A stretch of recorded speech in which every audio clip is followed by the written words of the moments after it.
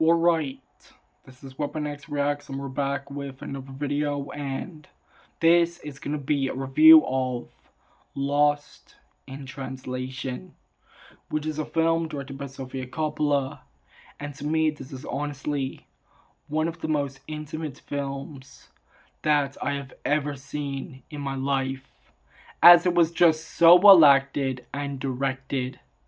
And not just that, but it's a movie that I totally recommend that you should go check out once in your life, as it is going to be an experience that you will never forget. And I am just going to let you know that there will be a lot of spoilers in this review. I'm going to break down the plot of this film. So, an American actor named Bob Harris lands in Tokyo for an ad film, and he ends up meeting Charlotte, who is left behind by her photographer husband. Gradually, the two discover a friend within each other. If there was one thing I really liked about this film, is the way in how it does such an amazing job when it comes to telling a story that is deeply compelling. And while it may look simple at times, this is a very well written and complex movie that will stay with you long after it's over. And to me, one of the most interesting things about this film is that it's more than just a romantic drama, but a powerful study on existential loneliness and the search for human connection as a whole. And not just that, but I thought some of the acting performances in this film was just so well done, especially from Bill Murray as Bob Harris. And to me, this is honestly one of his best performances, as he did such an amazing job at portraying his character as someone who feels trapped in the life that he lives, despite having a very successful career as an actor. And when we first see him in the opening scene of the film, it starts off with him waking up in the back of a limousine as he finally arrives in Tokyo. And to me, the most interesting thing about the scene is that it really shows his isolation in an environment that he feels out of place in. And after that, we see a shot of him being welcomed by security in the hotel, which really shows his professionalism. And to me, this was a perfect introduction into who he really is as a person. And not just that, but it perfectly sets up everything for the film you're about to see. And I am not gonna lie to you right now, this film is more than just being about loneliness and human connection, but it's also about celebrity culture and the dangers that comes from that. And you can really see that through Bill Murray's character in this film. And it's all done in a way that is just so compelling, but authentic at the same time. Like, seriously, this is a film you are not gonna get from modern Hollywood. One of the most interesting things about him as a character is the fact that he is a fading movie star who has already moved past his prime, especially when you look at how his whole career has literally gone to the point of becoming soulless and empty. And even though he gets paid $2 million just by shooting commercials, he doesn't find any sense of enjoyment from it, as he is more interested in doing a play somewhere rather than becoming a prop for the system. And not just that, but he tries to do everything he can to find a sense of connection and meaning into his life, which he does through the character of Charlotte.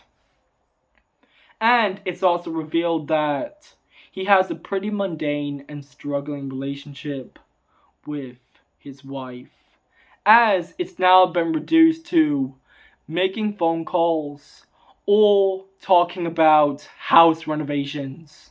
And to me, it really adds a lot to his character and his isolation in a way. If there was one thing I really liked about Bill Murray's performance, is the way and how he brings so much depth and complexity into this character. And it really shows that he can do an amazing job, especially when it comes to starring in dramatic roles. And I even heard that his performance in this movie was heavily inspired by actors like Harrison Ford, for example. And overall, Bob Harris is such a well-written character, and Bill Murray honestly makes this film better than it already is. And the fact that he was nominated for an Oscar for his performance is a perfect example on why this is one of the most powerful performances in the history of cinema. And to me, this is a pretty realistic depiction of what it feels like to go through a midlife crisis.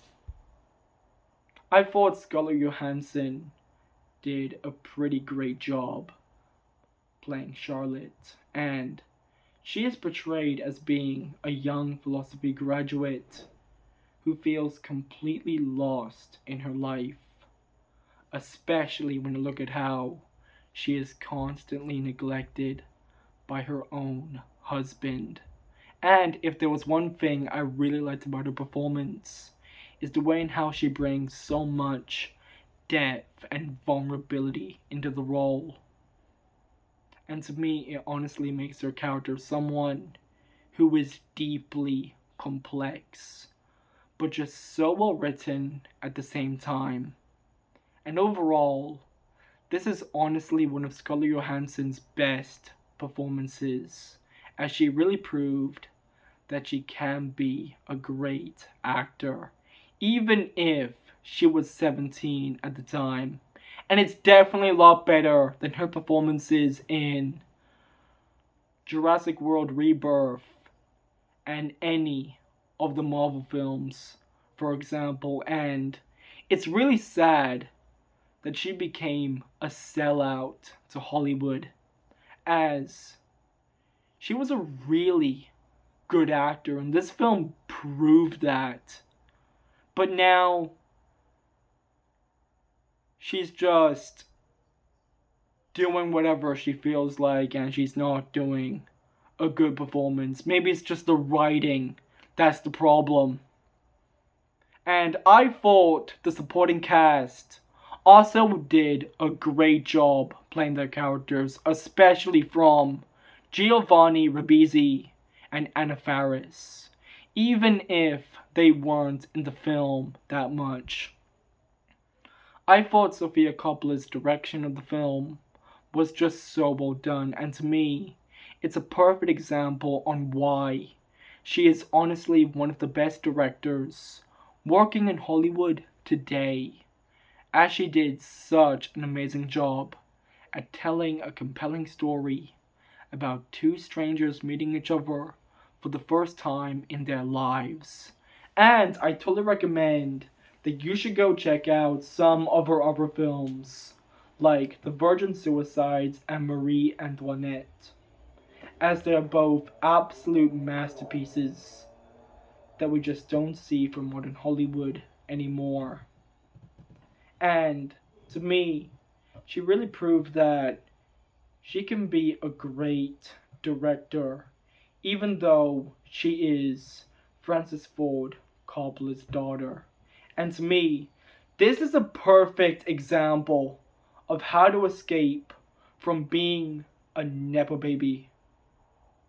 As she went from giving a terrible performance in The Godfather Part 3 to creating one of the greatest films of all time.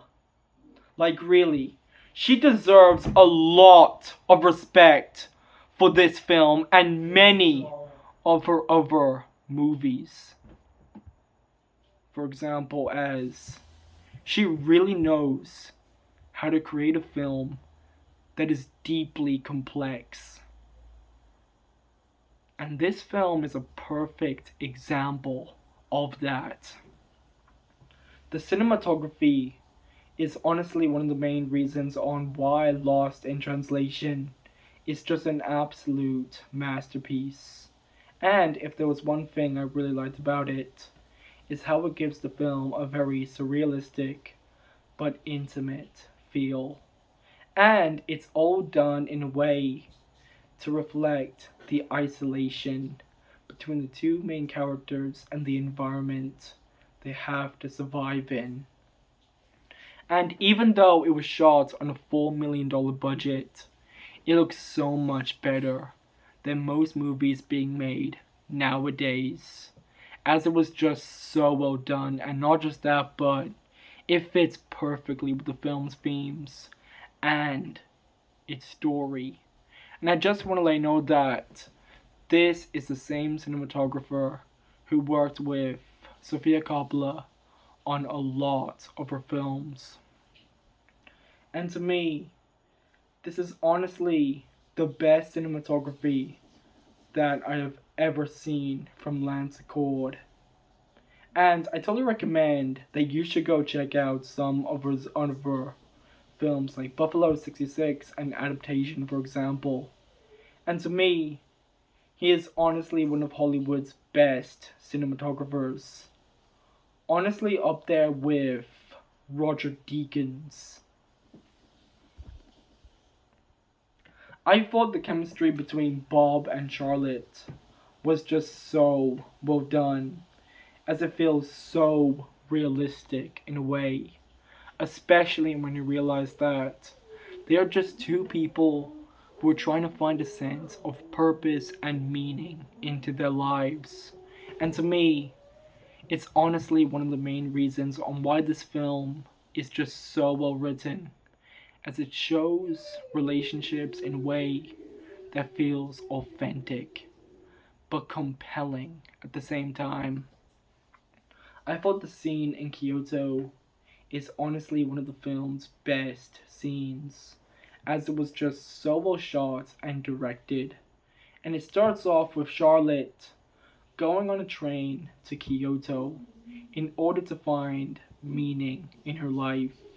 And then we see a shot of her walking over to a temple, only to realize that a wedding between a Japanese couple is taking place. And to me, one of the most interesting things about the scene is the way in how it's one of the only moments of where she feels truly at peace with who she really is. But as the scene goes on, she finally realizes that Kyoto is not that different from the city in Tokyo. And to me, it perfectly captures her existential loneliness. And not just that, but I thought the music worked so well with this scene. And overall, this was a great scene, as it was just so subtle but quiet at the same time. And not just that, but it fits perfectly with the idea of feeling out of place in a world that you don't understand.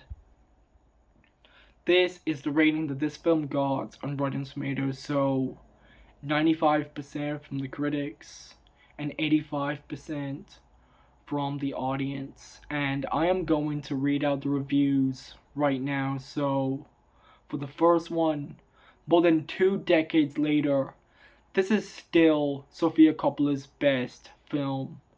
an exquisite dramedy that stays with you long after the credits roll. For the second review, like her debut film, The Virgin Suicides, Sofia Coppola creates a beautiful looking film with depth and texture, along with a couple of outstanding performances from its leads actors. For the third one, this is another step in Bill Murray's career, and one that hopefully gets him the recognition that he deserves. For the fourth one, I can never remember the plot, but who cares? The emotional through line is crystal clear. For the fifth one, life stops being terrifying when we open the doors to the unknown, even for a short amount of time. Sofia Coppola's Lost in Translation is written beautifully.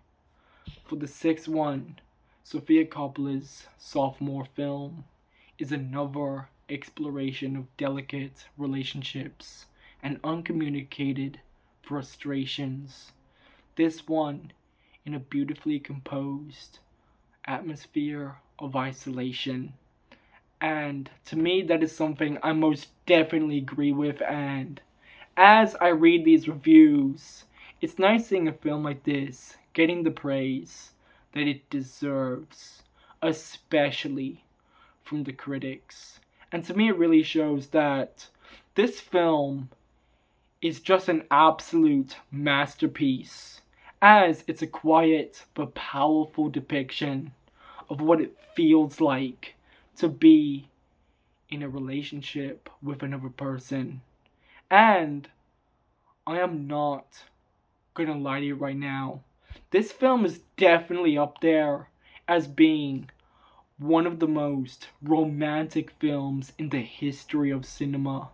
And this goes the same way, especially when you look at movies like the Before trilogy, for example. And if you haven't seen that trilogy, I totally recommend that you should go watch it, as it creates a very authentic picture of love. And it's got some of the best performances you are ever gonna get from a film, as Julie Delpy and Ethan Hawke absolutely carry those movies. And this goes the same way, especially when it comes to Richard Linklater's direction and the way in how it's written. I thought the soundtrack was just so well done, as it fits perfectly with the tone of the film. And I'm gonna show you an example of it right now. Like, really, this film is so good. And you're just not gonna get another romance film that is just this intimate and personal. And while it is slow paced, it doesn't hold anything back when it comes to how it tells its story. Like, really. I actually like slow paced films like this, as they feel meditative in a way. Sometimes we do need a little bit more meditative films that make us think. Because Hollywood, they just don't do that anymore, because the only thing they can think of is making a remake of something that nobody asked for. Hollywood is fucked. And they always will be. And not just that, it's not just the remakes. They care more about pushing politics and woke bullshit down everyone else's throats, when really nobody even gives a shit. People just want a film that is actually compelling and just well written, with great performances and all that. And that's exactly what this film does. And it does it so fucking well that most movies need to fucking look at this movie and say, this film is a fucking masterpiece. And we need more films like this.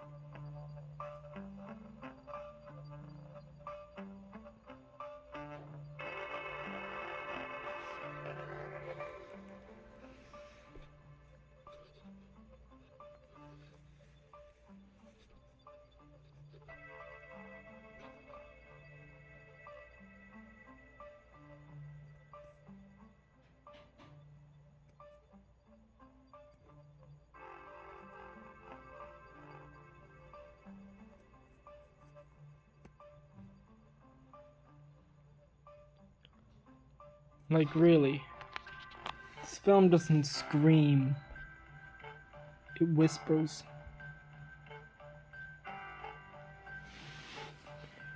I know that may sound cringe, but when you watch the film, you actually kind of get it.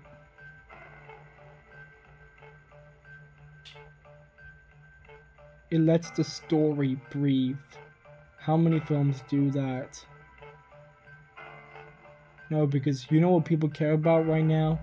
It's not like good films. It's slop.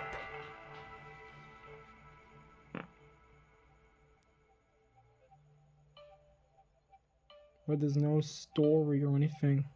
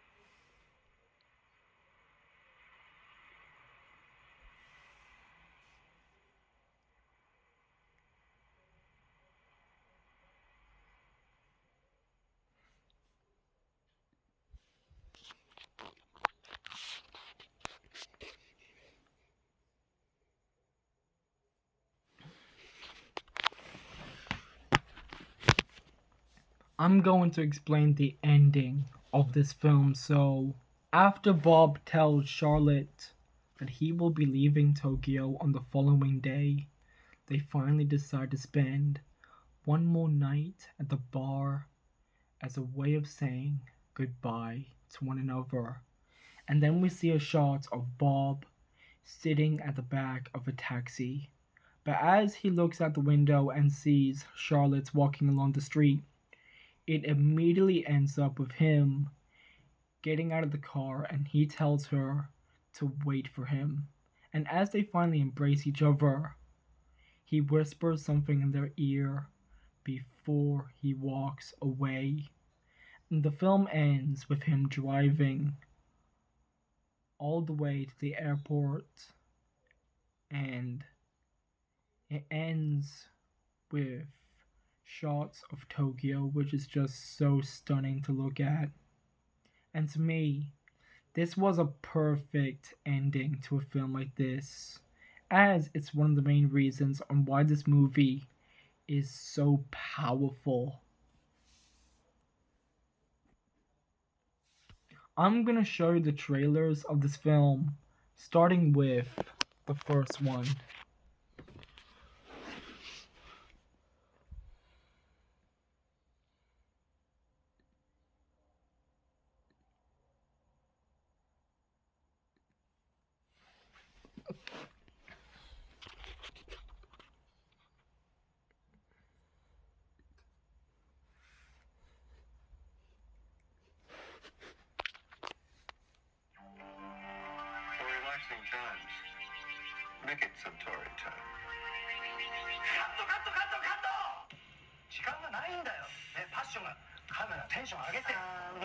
Is that everything? It seemed like he said more than that.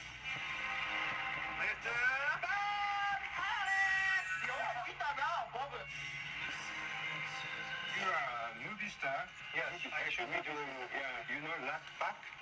Rat Pack? A ring-a-ding-ding. Mr. Hayes, Mr. Kazosat, my stockings. Lift them. What? Hey, lift my stockings. Lift them? What? What are you doing? My husband's a photographer, so he's here working. Wasn't doing anything, so I came along. What do you do? I'm not sure yet, actually. What are you doing here? Getting paid $2 million to endorse a whiskey. The good news is the whiskey works. Can you keep a secret? I'm trying to organize a prison break. We'd have to first get out of this bar, then the city, and then the country. Are you in or are you out? I'm in.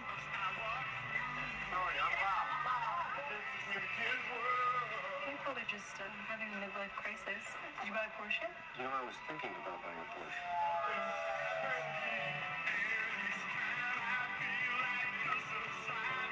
I just don't know what I'm supposed to be. You'll figure that out. The more you know who you are and what you want, the less you let things upset you. True. You really are having a midlife crisis, huh?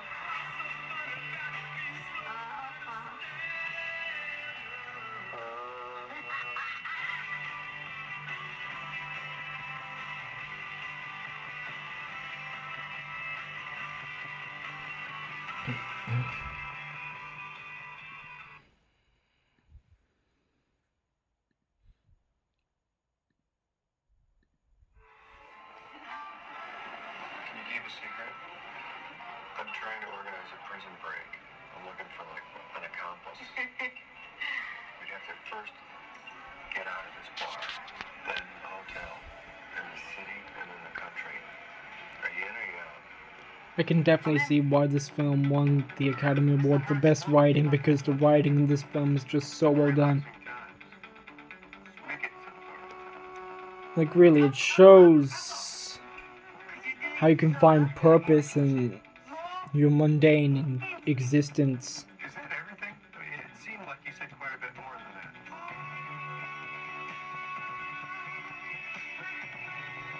So what are you doing And that's when movies ask questions that make you feel something deep within yourself. And paid $2 million to endorse a whiskey when I could be doing a license. Oh. But the good news is the whiskey works.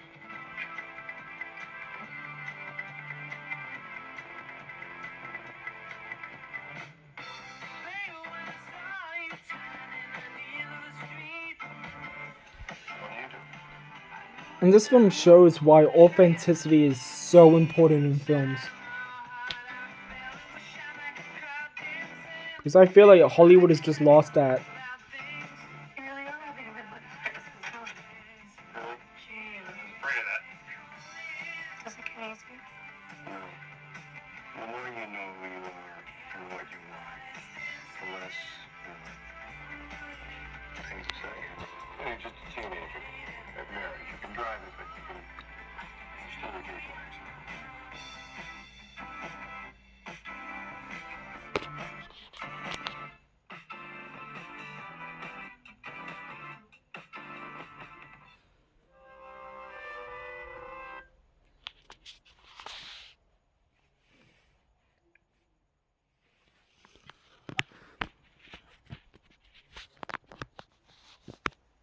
In conclusion, this was an amazing film, as it does such an amazing job at portraying a doomed romance, but in a way that feels authentic and real. And not just that, but it reminded me a lot of Her 2014 in a way. And to me, the most interesting thing about this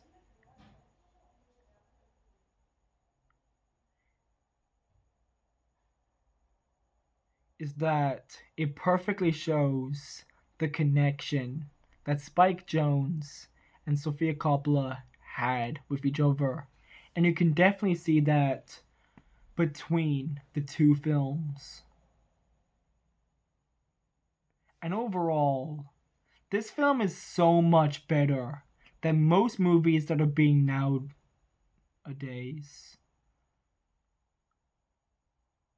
As you could tell that this was made by a filmmaker who actually gave a shit about the film that she wanted to make, and she did it perfectly. And I am just gonna let you know that the next films I'm gonna be reviewing is Stay 2005 and The Hunt, which are two movies that I totally recommend that you should go check out once in your life. Also, anyway, that's all I got for today. Go away now, and always remember, strike back like a weapon against wokeness.